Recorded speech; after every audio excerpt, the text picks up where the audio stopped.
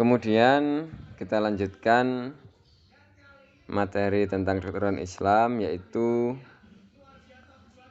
beberapa ajaran dan tuntunan Rasulullah Shallallahu Alaihi Wasallam yang mengandung kajian dan nilai-nilai kedokteran Islam, antara lain 1. Cara bersuci atau toharoh. Nah, jadi umat Islam itu mestinya sehat. Karena apa? Di agama lain itu tidak ada kewajiban bersuci setelah jima atau berhubungan sama istri dan sebagainya.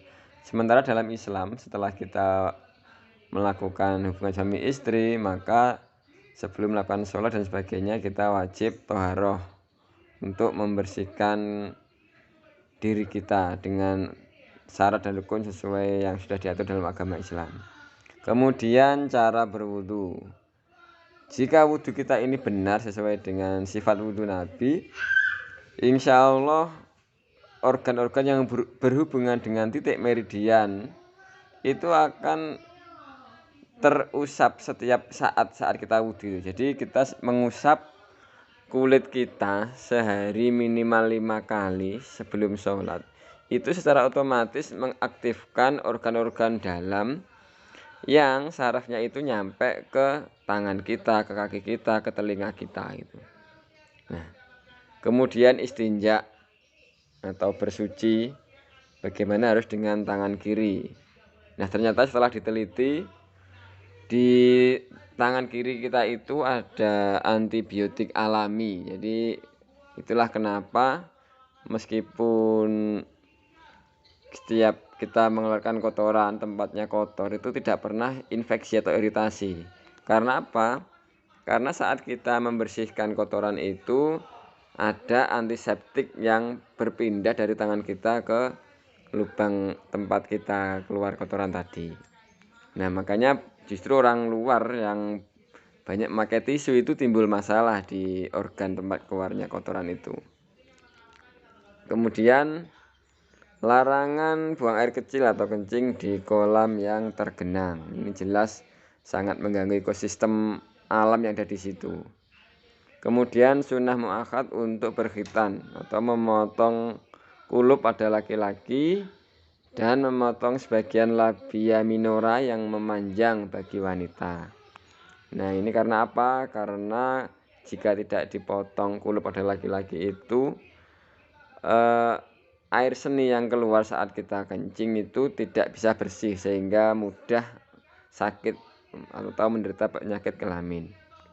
Kemudian perintah memotong kuku, membersihkan rambut ketiak dan kemaluan. Kewajiban mandi selepas jima atau bersetubuh, kewajiban membersihkan rumah dan halaman, gerakan-gerakan dalam sholat fardu dan qiyamul lail. Nah, ini setelah diteliti oleh salah satu ilmuwan di Amerika yang kemudian menjadi muslim. Jadi saat kita sholat malam itu, saat sujud, itu oksigen turun sampai ke otak kecil bagian dalam yang itu tidak bisa terjadi saat kita posisi berdiri atau duduk. Nah, setelah mereka meneliti gerakan sholat, qiyamul lail, sholat tahajud, dan ternyata pada saat malam seperti itu energi bumi dan energi kita manusia itu selaras sehingga lebih rileks gitu. Maka orang-orang yang rajin sholat tahajud insya Allah selain pahala yang dijanjikan Allah juga insya Allah akan lebih sehat. Kemudian ibadah saum atau sunnah ya dan fardu itu juga untuk menjaga kesehatan pencernaan kita. Nah, bayangkan jika selama bertahun-tahun, berbulan-bulan usus kita tidak pernah istirahat, lambung kita tidak pernah istirahat, mencerna makanan setiap saat, tentu akan mudah rusak.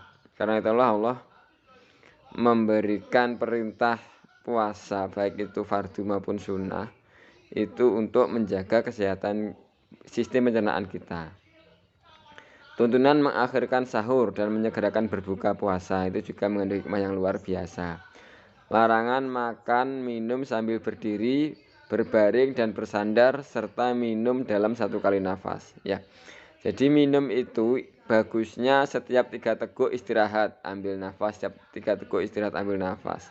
Insya Allah dengan demikian ginjal kita akan lebih sehat. Kemudian keharusan mencuci tangan sebelum makan. Nah, ini juga untuk kebersihan kita. Larangan makan sampai terlalu kenyang dan tidur selepas makan. Ini akan merusak lambung kita jika kita makan terlalu kenyang dan tidur setelah makan. Diharamkannya bangkai darah babi, sembelihan untuk berhala, khomer baik basah maupun kering, sedikit maupun banyak. Dimakruhkannya lebih pada haram binatang buas dan bertaring. Nah, ini karena apa? Karena ketika kita makan protein hewani dalam jangka panjang, itu akan mempengaruhi tabiat kita. Nah, jika kita sering makan binatang buas, bisa jadi jangka panjangnya kita akan memiliki karakter seperti binatang tersebut. Kemudian anjuran melihat warna-warna hijau agar paru-paru kita lebih sehat. Larangan mencukur bulu alis, mencacah atau tato, dan mengikir gigi. Larangan keluar dari sebuah negeri atau ketika terjangkit penyakit menular. Lah, ini yang zaman modern disebut lockdown, itu sebenarnya zaman Rasulullah sudah ada. Jadi ketika ada satu wabah di suatu negeri tidak boleh keluar dan orang sehat tidak boleh masuk. Itu yang dipakai oleh orang sekarang juga.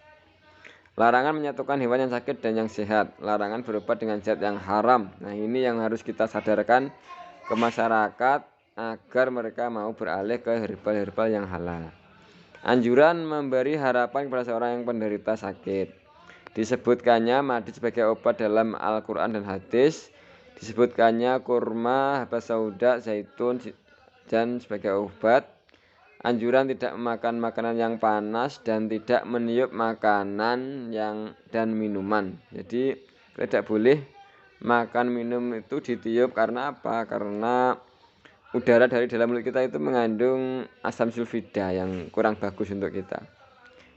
Disebutkannya dan sangat dianjurkan hijamah atau bekam sebagai sebaik-baik pengobatan. Maka selain makan makanan yang sehat tadi, dianjurkan bekam setiap sebulan sekali.